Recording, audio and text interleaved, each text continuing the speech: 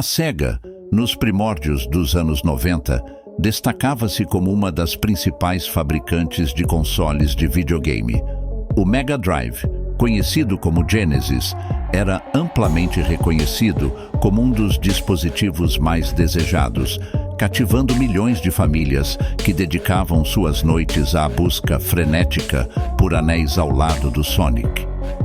A empresa figurava entre as gigantes da indústria de jogos, acumulando uma impressionante cifra de 3,6 bilhões de dólares. Ao longo de sua extensa trajetória, a empresa experimentou momentos de glória e desafios. Desde a supremacia na era dos 16 bits até o revés com o Dreamcast, a Sega, ao trilhar seu caminho, conquistou uma legião de seguidores, especialmente no Brasil. Durante esse percurso, introduziu diversas inovações e tendências, deixando também curiosidades memoráveis como parte de seu legado. Neste episódio, embarcaremos em uma exploração da notável ascensão e queda de uma das maiores corporações de videogames das décadas de 90 e início dos anos 2000. Dada sua trajetória marcada por reviravoltas e segredos pouco conhecidos, como o incentivo da Sega para a criação do PlayStation. Buscaremos abordar os principais pontos dessa história fascinante da gigante dos videogames.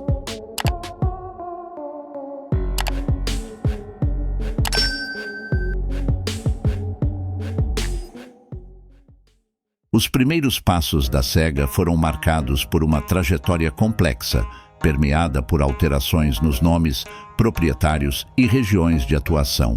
Embora oficialmente registrada em Tóquio em 1952, sua história tem raízes que remontam a períodos anteriores. Em 1940, Irving Bromberg, empresário, e seu filho Marty Bromley iniciaram um empreendimento no Havaí. Inicialmente, a empresa focava na fabricação de máquinas caça-níqueis e outros dispositivos operados por moedas. Bromberg encontrava seu maior público nos soldados norte-americanos estacionados na Ásia, durante e após a Segunda Guerra Mundial.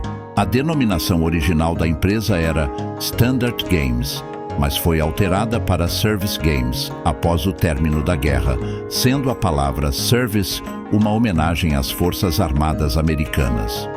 Os negócios prosperavam até 1951, quando uma lei proibiu a produção e venda de máquinas caça-níqueis nos Estados Unidos.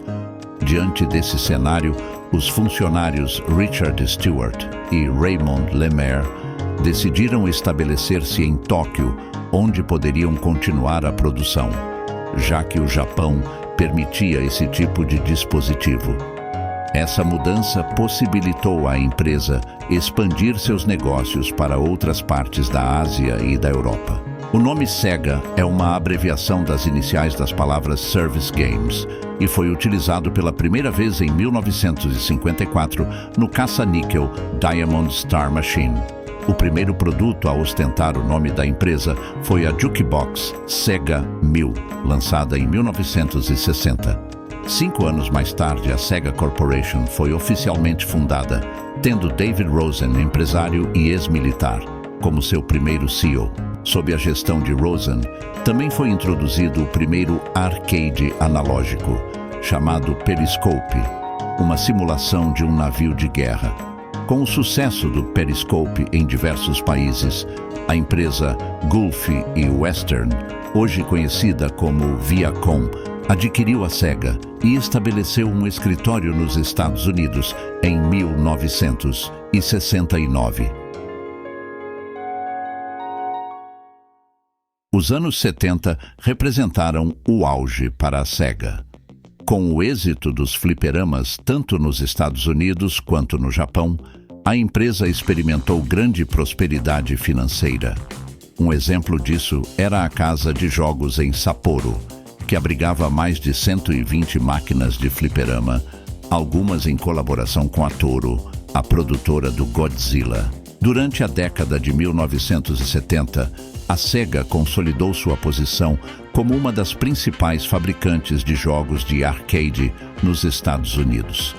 Contando com o respaldo financeiro da Gulf e Western, tornou-se uma gigante do setor, operando arcades, adquirindo a Gremlin e, eventualmente, alterando seu nome para Sega Gremlin e, posteriormente, para Sega Electronics nos anos 80. Contudo, a crise dos videogames em 1983 teve um impacto negativo nas operações da Sega nos Estados Unidos, resultando na venda de suas operações norte-americanas para a Bally Midway. Simultaneamente, as operações japonesas foram adquiridas por investidores liderados por David Rosen. Ainda em 1983, a Nintendo lançou o Famicom no Japão, NES nos Estados Unidos, e alcançou sucesso tanto no Japão quanto internacionalmente. Coincidentemente, no mesmo dia, a Sega lançou seu primeiro console doméstico, o SG-1000. Este console de videogame da terceira geração foi lançado em uma versão de teste em 1981 e oficialmente no mercado japonês em 1983. No entanto, sua popularidade foi obscurecida pela concorrência, que apresentava não apenas jogos, mas também personagens mais envolventes. Ao observar o sucesso da Nintendo com o Famicom, a Sega decidiu tentar novamente. Após uma série de consoles, conseguiram desenvolver o Master System, que apresentava um design mais arrojado. Nesse período, surgiu o primeiro mascote da empresa, uma navezinha com pernas chamada Opa Opa. O personagem fez sua estreia no jogo Fantasy Zone, inicialmente lançado para arcades e posteriormente portado para o Master System. No entanto, Opa Opa não gerou grande entusiasmo como mascote e foi substituído por Alex Kidd, uma figura humana que tinha mais potencial para rivalizar com Mario, o ícone da Nintendo. O reinado do menino macaco durou até 1991, quando Sonic fez sua estreia no Mega Drive, tornando-se o símbolo máximo da Sega. O Mega Drive fez sua estreia no mercado em outubro de 1988 no Japão, sendo posteriormente lançado em agosto de 1989 nos Estados Unidos sob o nome Genesis. Nos mercados europeu e brasileiro, onde o console alcançou considerável sucesso, foi introduzido em setembro de 1990, mantendo o nome Mega Drive. Desenvolvido e fabricado pela Sega, mesma empresa responsável pelo Master System, que também fez grande sucesso no Brasil, o Mega Drive teve sua sede no Japão, enquanto suas filiais Sega of America e Sega Europe encarregavam-se da distribuição dos produtos. No Brasil, a Tectoy era a responsável pela venda do Mega Drive e chegou a lançar modelos próprios do console mesmo após a Sega descontinuar o aparelho. O principal concorrente do Mega Drive, que eventualmente o ultrapassou na competição dos consoles de 16 bits, foi o Super Nintendo. No Japão, o Mega Drive não obteve grande sucesso, enfrentando a forte concorrência do Super Nintendo, conhecido como Super Famicom no Japão. Nos Estados Unidos, o console foi bastante bem sucedido e por alguns anos competiu diretamente com o console anterior da Nintendo, o NES. Por meio de uma campanha de marketing agressiva, com a famosa frase "Genesis does what Nintendo don't", Genesis faz o que a Nintendo não faz, com versões de fliperamas e jogos de esportes, o Mega Drive conquistou uma legião de fãs e vendeu 20 milhões de unidades. O Super Nintendo o ultrapassou por pouco, alcançando 23 milhões de unidades vendidas nos Estados Unidos. Para saber mais sobre a história da Nintendo, vamos deixar nos cards o episódio sobre a queridinha dos gamers. Ainda sobre o Mega Drive, sua biblioteca de jogos era diversificada, liderada pelo mascote Sonic the Hedgehog, em várias aventuras. A Sega lançou trilogias de sucesso como Golden Axe e Streets of Rage, séries de RPG como Phantasy Star e Shining Force, além de títulos como Shinobi e muitos outros projetos originais. Além de enfrentar a forte concorrência da Nintendo nos Estados Unidos, a Sega americana também tinha que lidar com questões internas com a Sega japonesa. As notórias propagandas que provocavam o Super NES, por exemplo, não eram bem vistas pelos executivos japoneses, mas como a Sega dos Estados Unidos tinha autonomia para tomar decisões, os anúncios provocativos continuaram. Esse choque de filosofias entre as duas Segas teve um desfecho trágico no final da era dos 16 bits.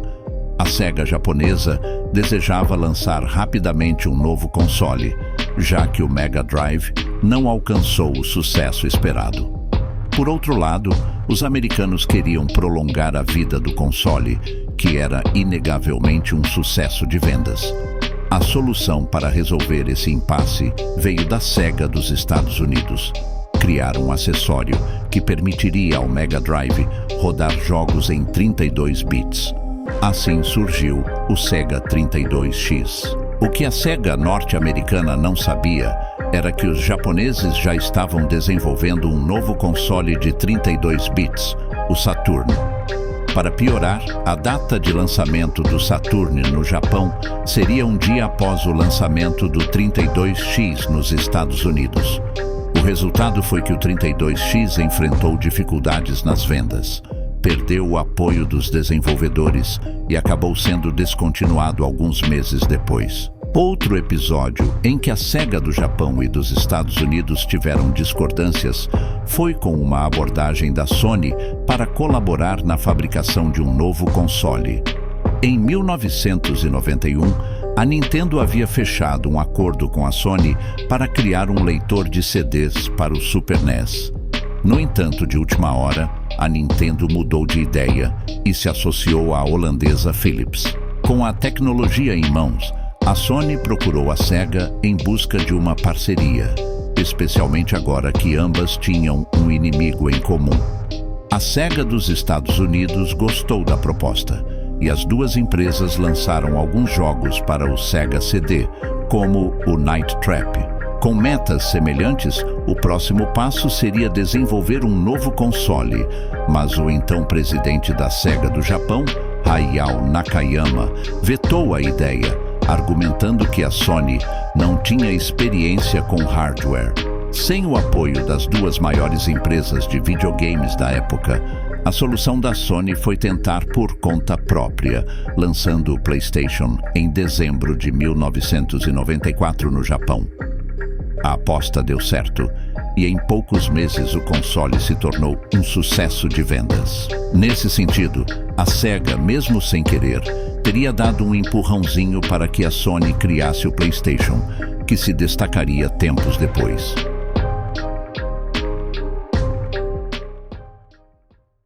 Enfrentando significativos prejuízos com seus últimos lançamentos, a Sega decide arriscar alto. Estabelece uma parceria de alto calibre e, juntamente com a Microsoft, embarca em um projeto ambicioso. Sob os codinomes Katana e Black Belt, o projeto tem início, e em novembro de 1998 surge o inovador Sega Dreamcast, marcando o início da sexta geração de consoles com 128 bits de potência. Foi um marco. Recebido com entusiasmo em seu lançamento, obteve grande sucesso de vendas nos primeiros meses. Parecia que desta vez a Sega estava destinada a se recuperar. Mas não foi assim. A Sony já tinha um trunfo na manga e, em março de 2000, lançou o PlayStation 2. Embora o Dreamcast tivesse algumas vantagens sobre seu recém-lançado concorrente, como a placa de som e o sistema operacional Windows CE, o grande equívoco da Sega desta vez foi a escolha da mídia. O Dreamcast adotou um tipo de mídia própria, o Gigadisc, GD, criado exclusivamente para ele com o objetivo de combater a pirataria.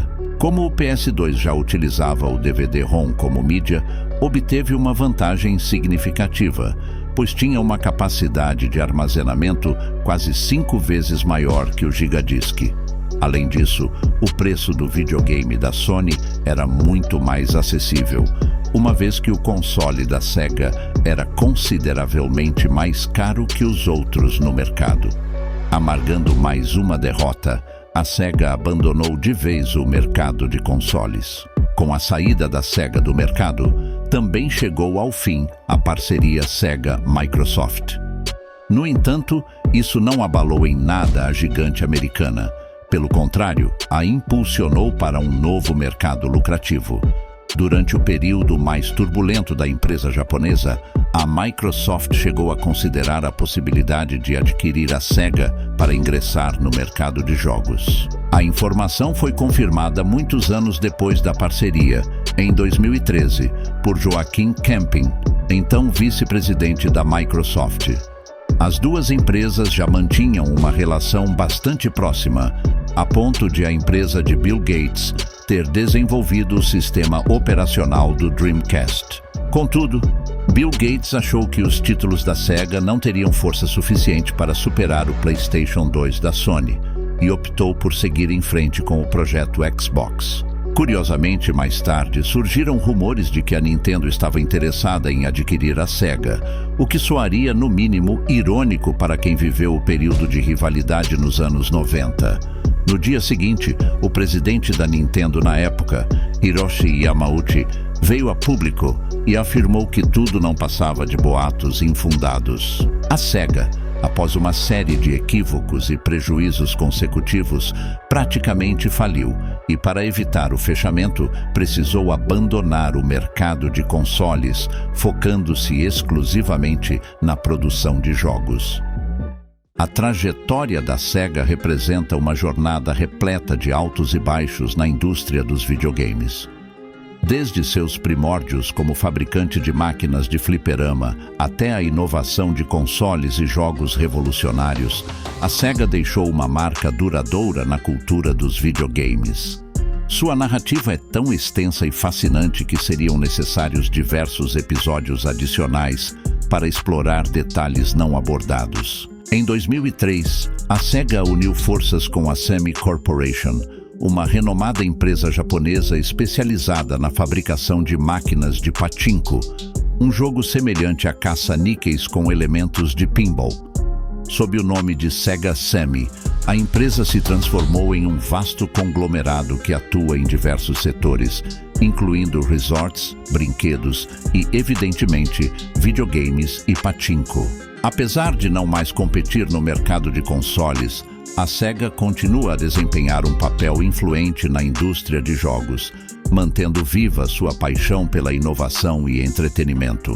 A história da Sega é um testemunho de como a determinação e a criatividade podem moldar o sucesso em um setor tão dinâmico quanto o dos videogames. Se você apreciou este episódio, não se esqueça de ativar as notificações para mais vídeos como este e compartilhe sua opinião nos comentários sobre a gigante Sega.